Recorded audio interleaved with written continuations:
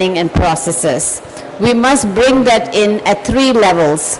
We first and foremost must enable people to stay in place, as was mentioned earlier, give them the resources, give them the alternatives so that they do not have to move, because that's not the first thing they want to do. But the second thing is, when people do have to move, as we know in, say, in St. Louis in Senegal, where the coastal inundation is so extreme and they have to move, we have to make sure that it's done in a bottom-up, inclusive way that is also responsive to their needs. And the third is, when people have actually moved, they move to other areas, it's important for us to have good, cohesive social cohesion between those who have moved and those who have come into the host-migrant relationships. So I just want to put those 3 items. But one last thing I wanted to say, the deep dives in the work that we've done at the bank, we think that they need to focus on 5 action domains, and I'll go through those very quickly. The first and foremost, we need to really continue to do deeper diagnostics, as was indicated by the President and Mr. Kamal, because we need to have this iterative process of understanding what are the mechanics, and as well as understanding how those projections and farsightedness would work out. We need to understand in a spatial temporal context, because it happens in a local level, it happens in a spatial context, and is going to increase over time. So that's number 1. Number 2, in the context of planning and development, we now need to take a more territorial approach, because we know that there are areas of in and out migration. How do we bring that into our development planning? A lot of you are officials with the government and you do all these planning processes. We want to bring this data and input into that planning process. Number 3, we want to make sure it's not just about movement, but it's about jobs and economic transitions. Because we know that in the African context, the population is going to double by 2050. You have a youth bulge, an enormous opportunity to make sure that the young people can be, using migration as an economic opportunity. But we need to have the readiness of jobs and economic transition. And number 4, it's about really working together in partnerships. The development community, the humanitarian community, and the national development actors, we all need to come together. Your NDCs have set up the national adaptation plans, and that's really where we want to also bring this point in.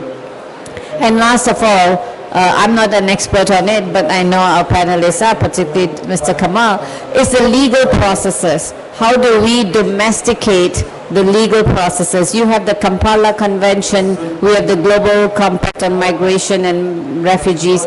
We need to see how national governments can actually domesticate that to make that work for the better good of their communities.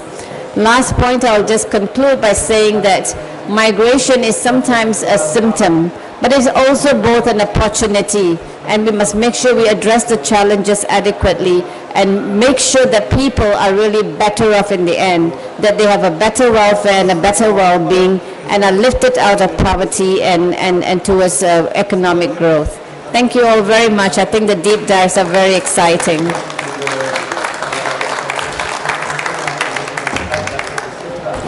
Thank you very much, Dr. Rigo. Je crois qu'avec ce que vient de nous dire Dr. Rigo, nous sommes davantage confortés sur l'utilité de la démarche et nous la remercions vivement de sa participation, mais également des conseils qu'elle a prodigués pour une bonne conduite de ces deep dives et la meilleure façon d'en utiliser les résultats. Merci beaucoup, Dr. Rigo. Nous allons maintenant descendre un petit peu plus en profondeur en essayant de ne pas nous noyer. C'est un jeu de mots facile et nous allons donner la parole à Nick Simpson qui est Senior Advisor à ACME pour nous parler de l'aspect data qui va être utilisé pour conduire ces deep dives. Please, the floor is yours.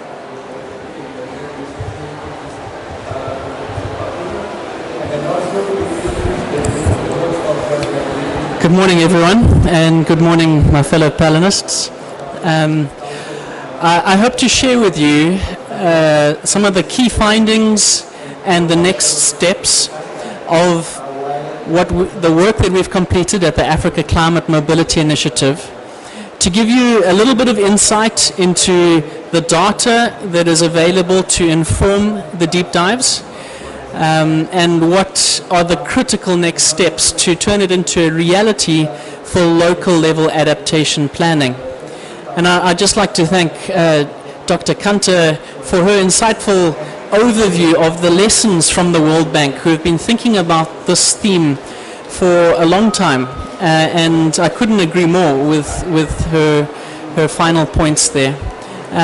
So if I could show the next slide, please. What we've done is we have produced the Africa Climate Mobility Report. Its short name is African Shifts. And in that report, we present projections for future mobility under climate change, where and how many people will likely move to certain areas as they become relatively more attractive than other areas. A lot of that movement would likely be caused due to climate impacts on critical sectors that are important to people's livelihoods, their communities, their well-being, even their heritage. And we understand that across the continent, Africans are attached to their land. We love our community. We don't like to move, but sometimes we have to. And these projections speak to, when we do move, where are we likely to move? On the high end, we have projections of 113 million people likely to move under high emissions and inequitable development future. But we also show that rapid decarbonization and removal of greenhouse gas emissions from the atmosphere would offset a significant amount of the negative impacts associated with climate mobility. We also show that inclusive development choices that can be made in the near term, investing in local level adaptation, can enhance the potential for movement to be a healthy and normal form of adaptation to climate change and build resilience at the local level. We will share with you our African Shifts report, but what I have on the screen here is an insight into the data that was behind the analysis that was conducted on a model similar to what the World Bank had conducted with their groundswell reports, but updated with new climate data, new crop modeling, and new data on water availability, as well as coastal impacts for coastal communities. And the map at the top gives insight on the total number population that would be moving across different parts of the continent. This map is available on the Africa Climate Mobility website, africa.climatemobility.org, where you can go and enter the data portal and explore this data for yourself and zoom in to your country, to your province, even you can zoom into your city and see what the projections are for where people would be moving relative to your domain of interest or responsibility. The map at the bottom is also from the data portal, and it shares with you the insights that are behind the modeling, where there is strong agreement across 3 or more of the climate scenarios used in the modeling, that we are pretty confident in those regions of the continent that there should be movement. These are not predictions, they are projections. Nothing here is set in stone, and important investments in adaptation at the local level that are informed by a downscaling of this knowledge and a contextualization through the deep dives can affect the distribution of where and why people are moving, and particularly provide safeguards for those that would be moving for negative impacts. Next slide, please. On our data portal, we also share the water availability data and the crop yields data to give a bit of insight into some of the drivers behind why there will be movement. And that could help you think through what investments and in which local sectors adaptation capacity and action is needed. Next slide, please. We also have what we call climate mobility hotspots, and these are areas across the continent that show the likely movement. So where it's dark green, those are very likely destination areas of climate mobility, and where there's dark orange, those are areas on the continent where we project very likely areas people will be leaving. Now this continental data is valuable at a continental level, but it's very important that we now zoom in to the most affected areas and find the hot spots within different countries and work with local partners, local research institutions, local governments to interpret as well as deep dig further on those projected trends. Next slide, please. For those that are here today, this is what the projections for Niger look like. On the far left, dark orange indicates more than 1 million people leaving that pixel, a pixel or 15 kilometers squared, and in the dark green, that indicates a projection of more than 1 million people moving into that area. Next slide, please. For Morocco, the story looks quite different. Yes, on the coastal area, there's going to be significant climate mobility, which some areas will have people moving out, other areas will have people moving in. That has very important implications for urban planning, for agriculture. Next slide, please. For Côte d'Ivoire, coastal impacts look like they particularly severe, and it might move people to relocate further inland. Next slide, please. Thank you. That's the overview.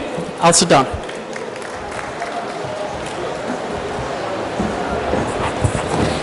Thank you very much, Nick. Je crois qu'avec cette présentation, vous apercevez qu'on ne part pas de zéro. Nous avons déjà des données extrêmement intéressantes, et notre ambition à travers ces deep dives, c'est d'approfondir ces analyses, de les confronter à la réalité et surtout de faire en sorte que ça soit des inputs pour les décideurs, pour les parties prenantes locales, au niveau de la préparation des plans de développement locaux et également au niveau de la préparation des plans d'adaptation. Voilà, alors nous allons maintenant passer à la deuxième partie des interventions, puisqu'on parle de deep dive, mais nous avons déjà choisi de deep diver 4 pays, si j'ose dire.